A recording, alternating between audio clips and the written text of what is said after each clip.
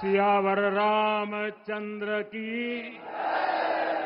सियावर रामचंद्र की जय सिया राम।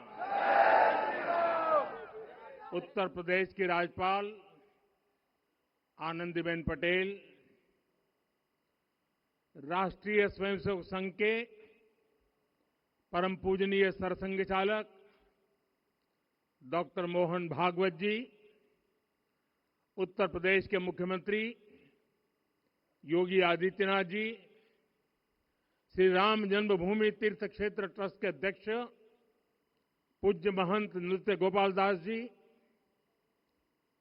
पूज्य संत समाज, यहां पधारे सभी भक्तगण, देश और दुनिया से इस ऐतिहासिक पल के साक्षी बन रहे कोटि कोटि राम भक्त, देवी और सज्जनों, आज अयोध्या नगरी भारत की सांस्कृतिक चेतना के एक और उत्कर्ष बिंदु की साक्षी बन रही है।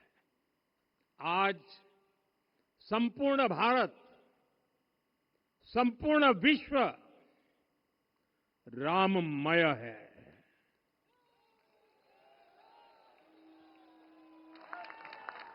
हर राम भक्त के हृदय में अद्वितीय संतोष है, असीम कृतज्ञता है, अपार अलौकिक आनंद है। सदियों के घाव भर रहे हैं, सदियों की वेदना आज विराम पा रही है, सदियों का संकल्प आज सिद्धि को प्राप्त हो रहा है। आज उस यज्ञ की पूर्णाहुति है जिसकी अग्नि 500 वर्ष तक प्रज्वलित रही, जो यज्ञ एक पल भी आस्था से डिगा नहीं, एक पल भी विश्वास से टूटा नहीं। आज भगवान श्री राम के गर्भगृह की अनंत ऊर्जा, श्री राम परिवार का दिव्य प्रताप इस धर्म ध्वजा के रूप में इस दिव्यतम भव्यतम मंदिर में प्रतिष्ठापित हुआ है। और साथियों, ये धर्म ध्वजा केवल एक ध्वजा नहीं, ये भारतीय सभ्यता के पुनर्जागरण का ध्वज है। इसका भगवा रंग, इस पर रचित सूर्य वंश की ख्याति, वर्णित ओम शब्द और अंकित कोविदार वृक्ष राम राज्य की कीर्ति को प्रतिरूपित करता है। ये ध्वज संकल्प है, ये ध्वज सफलता है, ये ध्वज संघर्ष से सृजन की गाथा है, ये ध्वज सदियों से चले आ रहे स्वप्नों का साकार स्वरूप है। ये ध्वज संतों की साधना और समाज की सहभागिता की सार्थक परिणति है। साथियों, आने वाली सदियों और सहस्त्र शताब्दियों तक ये धर्म ध्वज प्रभु राम के आदर्शों और सिद्धांतों का उद्घोष करेगा। ये धर्म ध्वज आह्वान करेगा, सत्यमेव जयते नानृतम, यानी जीत सत्य की ही होती है, असत्य की नहीं। ये धर्म ध्वज उद्घोष करेगा, सत्यम एक पदम ब्रह्म सत्य धर्म प्रतिष्ठित, अर्थात सत्य ही ब्रह्म का स्वरूप है, सत्य में ही धर्म स्थापित है। ये धर्म ध्वज प्रेरणा बनेगा, प्राण जाए पर वचन न जाहि, अर्थात जो कहा जाए वही किया जाए। ये धर्म ध्वज संदेश देगा, कर्म प्रधान विश्व रची राखा, अर्थात विश्व में कर्म और कर्तव्य की प्रधानता हो। ये धर्म ध्वज कामना करेगा, बैर न विग्रह आस न त्रासा, सुखमय ताहि सदा सब आशा, यानी भेदभाव, पीड़ा, परेशानी से मुक्ति, समाज में शांति और सुख हो। ये धर्म ध्वज हमें संकल्पित करेगा, नहीं दरिद्र कोउ दुखी न दीना, यानी हम ऐसा समाज बनाएं जहां गरीबी न हो, कोई दुखी या लाचार न हो।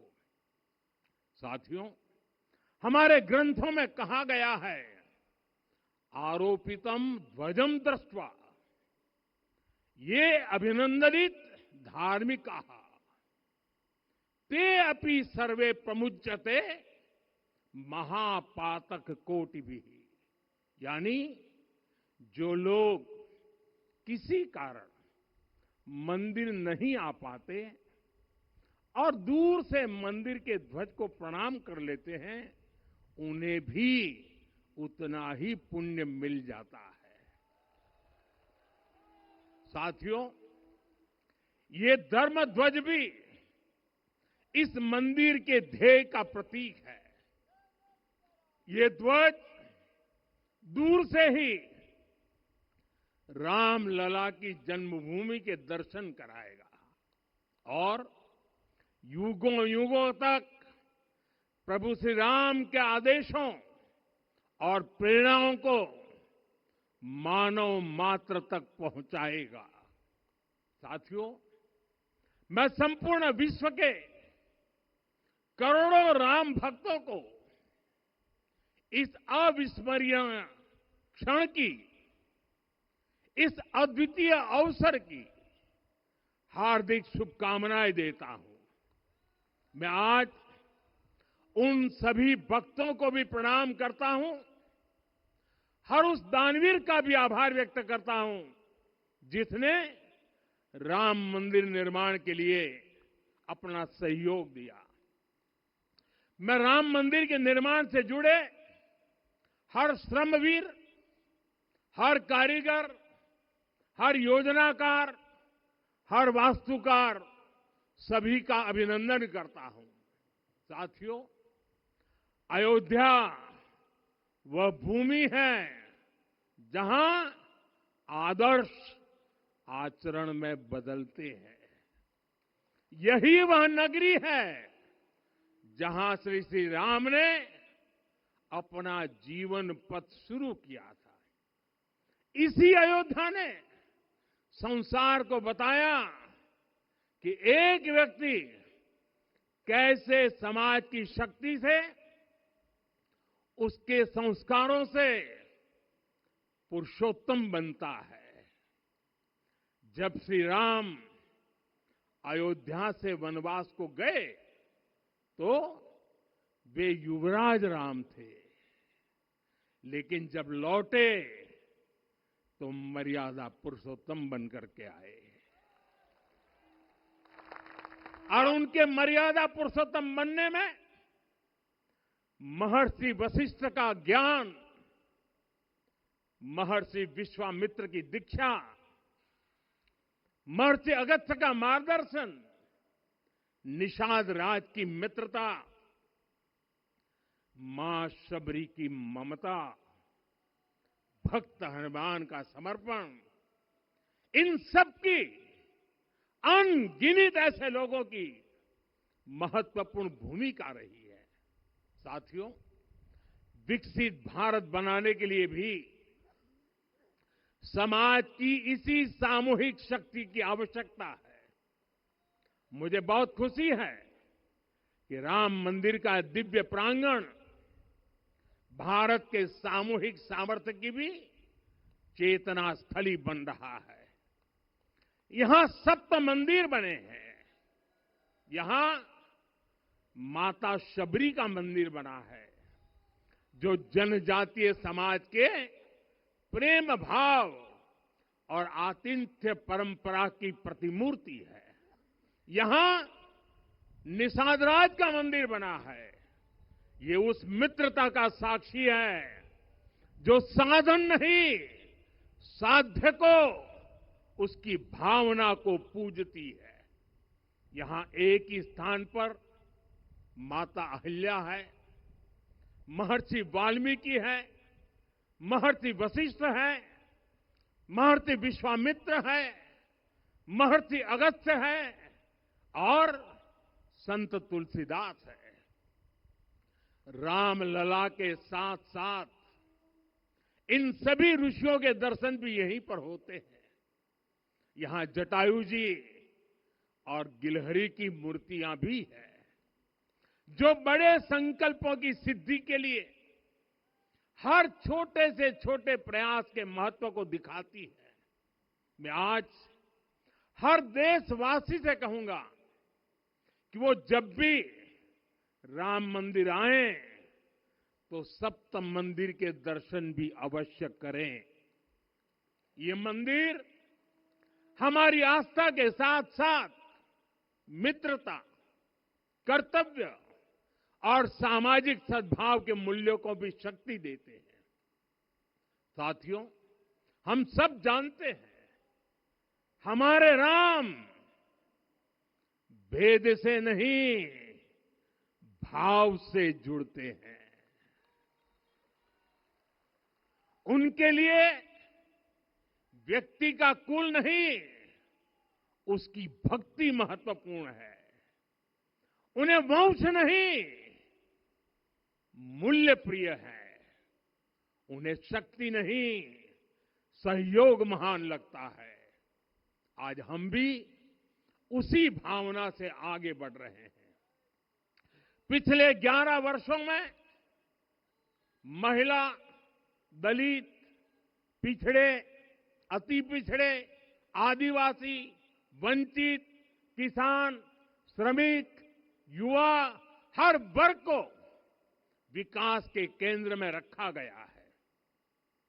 जब देश का हर व्यक्ति, हर वर्ग, हर क्षेत्र सशक्त होगा, तब संकल्प की सिद्धि में सबका प्रयास लगेगा और सबके प्रयास से ही 2047 जब देश आजादी के 100 साल मनाएगा, हमें 2047 तक विकसित भारत का निर्माण करना ही होगा। साथियों, रामलला की प्राण प्रतिष्ठा के ऐतिहासिक अवसर पर मैंने राम से राष्ट्र के संकल्प की चर्चा की थी। मैंने कहा था कि हमें आने वाले 1000 वर्षों के लिए भारत की नींव मजबूत करनी है। हमें याद रखना है, जो सिर्फ वर्तमान का सोचते हैं वो आने वाली पीढ़ियों के साथ अन्याय करते हैं। हमें वर्तमान के साथ साथ भावी पीढ़ियों के बारे में भी सोचना है, क्योंकि हम जब नहीं थे ये देश तब भी था, जब हम नहीं रहेंगे ये देश तब भी रहेगा। हम एक जीवंत समाज है, हमें दूरदृष्टि के साथ ही काम करना होगा। हमें आने वाले दशकों, आने वाली सदियों को ध्यान में रखना ही होगा। और साथियों, इसके लिए भी हमें प्रभु राम से सीखना होगा। हमें उनके व्यक्तित्व को समझना होगा। हमें उनके व्यवहार को आत्मसात करना होगा। हमें याद रखना होगा, राम यानी आदर्श, राम यानी मर्यादा, राम यानी जीवन का सर्वोच्च चरित्र, राम यानी सत्य और पराक्रम का संगम। दिव्य गुणे शक्र समो रामः सत्य पराक्रमः। राम यानी धर्म पथ पर चलने वाला व्यक्तित्व। रामः सत्पुरुषो लोके सत्यः सत्यपरायणः। राम यानी जनता के सुख को सर्वोपरि रखना, प्रजा सुखत्वे चंद्रस्य।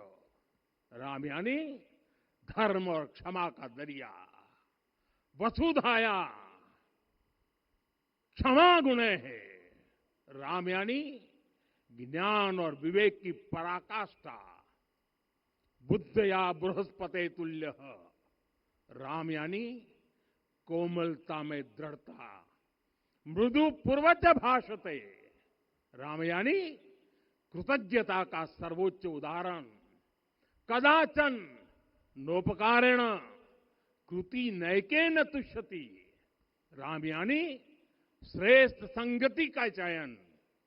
शीला वृद्धे ज्ञान वृद्धे वयोवृद्धे च सज्जने। राम यानी विनम्रता में महाबल। वीर्यवान च वीर्येण महता स्वेन विस्मितः। राम यानी सत्य का अडिग संकल्प। न च अनुत्र कथो विद्वान। राम यानी जागरूक, अनुशासित और निष्कपट मन। निस्तिंद्र अपम्रत च स्वदोष परदोषवित। साथियों, राम सिर्फ एक व्यक्ति नहीं, राम एक मूल्य है, एक मर्यादा है, एक दिशा है। अगर भारत को साल 2047 तक विकसित बनाना है, अगर समाज को सामर्थ्यवान बनाना है, तो हमें अपने भीतर राम को जगाना होगा। हमें अपने भीतर के राम की प्राण प्रतिष्ठा करनी होगी। और इस संकल्प के लिए आज से बेहतर दिन और क्या हो सकता है। साथियों, 25 नवंबर का यह ऐतिहासिक दिन अपनी विरासत पर गर्व का एक और अद्भुत क्षण लेकर आया है। इसकी वजह है धर्म ध्वजा पर अंकित कोविदार वृक्ष। ये कोविदार वृक्ष इस बात का उदाहरण है कि जब हम अपनी जड़ों से कट जाते हैं तो हमारा वैभव इतिहास के पन्नों में दब जाता है। साथियों, जब भरत अपनी सेना के साथ चित्रकूट पहुंचे तो लक्ष्मण ने दूर से ही अयोध्या की सेना को पहचान लिया। ये कैसे हुआ, इसका वर्णन वाल्मीकि जी ने किया है। और वाल्मीकि जी ने क्या वर्णन किया है? उन्होंने कहा है, विराजित उद्गत स्कंधम कोविदार ध्वजः रथे।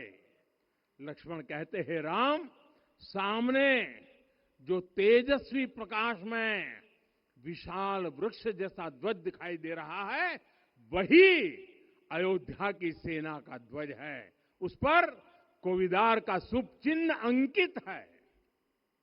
साथियों, आज जब राम मंदिर के प्रांगण में कोविदार फिर से प्रतिष्ठित हो रहा है, यह केवल एक वृक्ष की वापसी नहीं है, यह हमारी स्मृति की वापसी है, हमारी अस्मिता का पुनर्जागरण है, हमारी स्वाभिमानी सभ्यता का पुनः उद्घोष है। कोविदार वृक्ष हमें याद दिलाता है कि जब हम अपनी पहचान भूलते हैं तो हम स्वयं को खो देते हैं, और जब पहचान लौटती है तो राष्ट्र का आत्मविश्वास भी लौट आता है। और इसलिए मैं कहता हूं, देश को आगे बढ़ना है तो अपनी विरासत पर गर्व करना होगा। साथियों, अपनी विरासत पर गर्व के साथ साथ एक और बात भी महत्वपूर्ण है, और वो है गुलामी की मानसिकता से पूरी तरह मुक्ति। आज से 190 साल पहले 190 साल पहले साल 1835 में 1835 में मैकाले नाम के एक अंग्रेज ने भारत को अपनी जड़ों से उखाड़ने के बीज बोए थे। मैकाले ने भारत में मानसिक गुलामी की नींव रखी थी। 10 साल बाद यानी 2035 में उस अपवित्र घटना को 200 वर्ष पूरे हो रहे हैं। कुछ दिन पहले मैंने एक कार्यक्रम में आग्रह किया था कि हमें आने वाले 10 वर्षों तक उस 10 वर्षों का लक्ष्य लेकर चलना है कि भारत को गुलामी की मानसिकता से मुक्त करके रहेंगे। साथियों, सबसे बड़ा दुर्भाग्य यह है कि मैकाले ने जो कुछ सोचा था उसका प्रभाव कहीं व्यापक हुआ। हमें आजादी मिली, लेकिन हीन भावना से मुक्ति नहीं मिली। हमारे यहां एक विकार आ गया कि विदेश की हर चीज, हर व्यवस्था अच्छी है और जो हमारी अपनी चीजें हैं उनमें खोट ही खोट है। साथियों, गुलामी की यही मानसिकता है जिसने लगातार यह स्थापित किया। हमने विदेशों से लोकतंत्र लिया। कहा गया कि हमारा संविधान भी विदेश से प्रेरित है, जबकि सच ये है कि भारत लोकतंत्र की जननी है, मदर ऑफ डेमोक्रेसी है। लोकतंत्र हमारे डीएनए में है। साथियों, अगर आप तमिलनाडु जाएंगे तो तमिलनाडु के उत्तरी हिस्से में उतिरमेरूर गांव है। वहां हजारों वर्ष पहले का एक शिलालेख है। उसमें बताया गया है कि उस कालखंड में भी कैसे लोकतांत्रिक तरीके से शासन व्यवस्था चलती थी, लोग कैसे सरकार चुनते थे। लेकिन हमारे यहां तो मैग्ना कार्टा की प्रशंसा का ही चलन रहा। हमारे यहां भगवान बसवन्ना, उनके अनुभव मंटपा की जानकारी भी सीमित रखी गई। अनुभव मंटपा यानी जहां सामाजिक, धार्मिक और आर्थिक विषयों पर सार्वजनिक बहस होती थी, जहां सामूहिक सहमति से निर्णय लिए जाते थे। लेकिन गुलामी की मानसिकता के कारण इस भारत की कितनी ही पीढ़ियों को इस जानकारी से भी वंचित रखा गया। साथियों, हमारी व्यवस्था के हर कोने में गुलामी की इस मानसिकता ने डेरा डाला हुआ था। अब याद करिए, भारतीय नौसेना का ध्वज सदियों तक उस ध्वज पर ऐसे प्रतीक बने रहे जिनका हमारी सभ्यता, हमारी शक्ति, हमारी विरासत से कोई संबंध नहीं था। अब हमने नौसेना के ध्वज से गुलामी के हर प्रतीक को हटाया है। हमने छत्रपति शिवाजी महाराज की विरासत को स्थापित किया है। और ये सिर्फ एक डिजाइन में बदलाव नहीं हुआ, ये मानसिकता बदलने का क्षण था। ये वो घोषणा थी कि भारत अब अपनी शक्ति अपने प्रतीकों से परिभाषित करेगा, न कि किसी और की विरासत से। और साथियों, यही परिवर्तन आज अयोध्या में भी दिख रहा है। साथियों, ये गुलामी की मानसिकता ही है जिसने इतने वर्षों तक रामत्व को नकारा है। भगवान राम अपने आप में एक वैल्यू सिस्टम है। ओरछा के राजा राम से लेकर रामेश्वरम के भक्त राम तक और शबरी के प्रभु राम से लेकर मिथिला के पाहुन राम जी तक भारत के हर घर में, हर भारतीय के मन में और भारतवर्ष के हर कण कण में राम है। लेकिन गुलामी की मानसिकता इतनी हावी हो गई कि प्रभु राम को भी काल्पनिक घोषित किया जाने लगा। साथियों, अगर हम ठान ले अगले 10 साल में मानसिक गुलामी से पूरी तरह मुक्ति पा लेंगे और तब जाकर के ऐसी ज्वाला प्रज्वलित होगी, ऐसा आत्मविश्वास बढ़ेगा कि 2047 तक विकसित भारत का सपना पूरा होने से भारत को कोई रोक नहीं पाएगा। आने वाले 1000 वर्ष के लिए भारत की नींव तभी सशक्त होगी जब मैकाले की गुलामी के प्रोजेक्ट को हम अगले 10 साल में पूरी तरह ध्वस्त करके दिखा देंगे। साथियों, अयोध्या धाम में रामलला का मंदिर परिसर भव्य से भव्यतम हो रहा है और साथ ही अयोध्या को संवारने का काम लगातार जारी है। आज अयोध्या फिर से वह नगरी बन रही है जो दुनिया के लिए उदाहरण बनेगी। त्रेता युग की अयोध्या ने मानवता को नीति दी। 21वीं सदी की अयोध्या मानवता को विकास का नया मॉडल दे रही है। तब अयोध्या मर्यादा का केंद्र थी, अब अयोध्या विकसित भारत का मेरुदंड बनकर उभर रही है। साथियों, भविष्य की अयोध्या में पौराणिकता और नूतनता का संगम होगा। सरयू जी की अमृत धारा और विकास की धारा एक साथ बहेगी। यहां आध्यात्म और आर्टिफिशियल इंटेलिजेंस दोनों का तालमेल दिखेगा।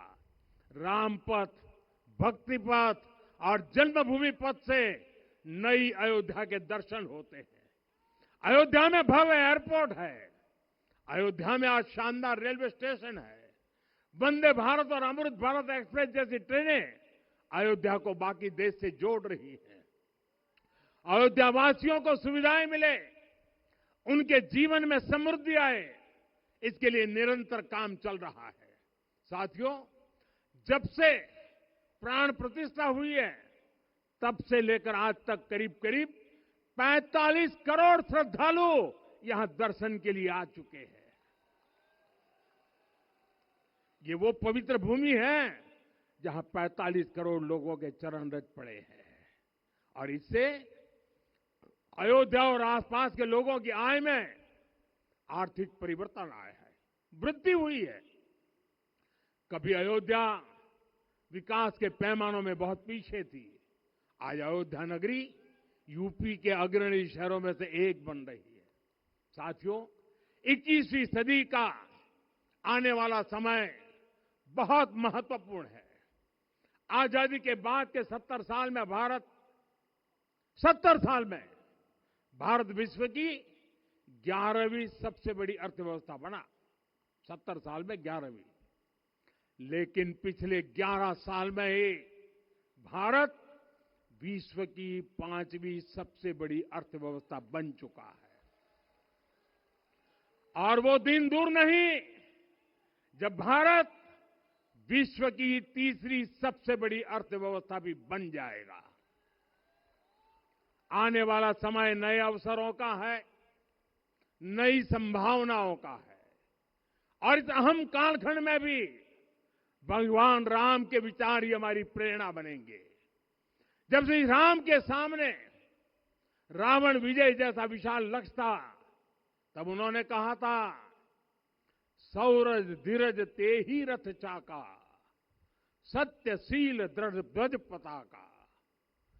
बल विवेक दम परहित गोरे, क्षमा कृपा समता रजु जोरे। यानी रावण पर विजय पाने के लिए जो रथ चाहिए, शौर्य और धैर्य उसके पहिए हैं, उसकी ध्वजा सत्य और अच्छे आचरण की है। बल, विवेक, संयम और परोपकार इस रथ के घोड़े हैं। लगाम के रूप में क्षमा, दया और समता है, जो रथ को सही दिशा में रखते हैं।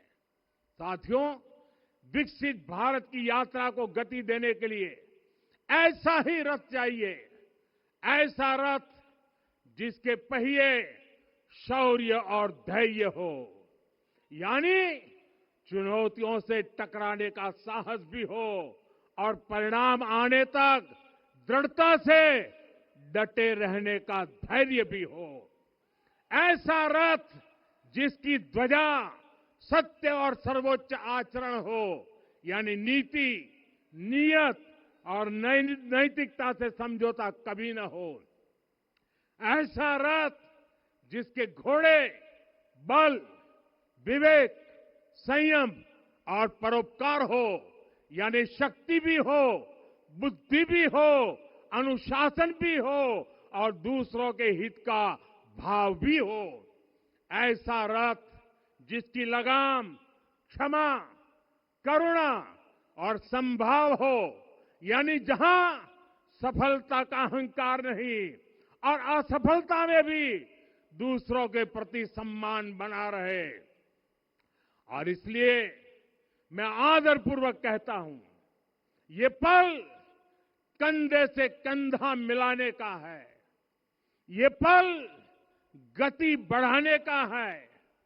हमें वो भारत बनाना है जो राम राज्य से प्रेरित हो, और ये तभी संभव है जब स्वयं हित से पहले देश हित होगा, जब राष्ट्रहित सर्वोपरि रहेगा। एक बार फिर आप सभी को बहुत बहुत शुभकामनाएं देता हूं। जय सिया राम, जय सिया राम, जय सिया राम।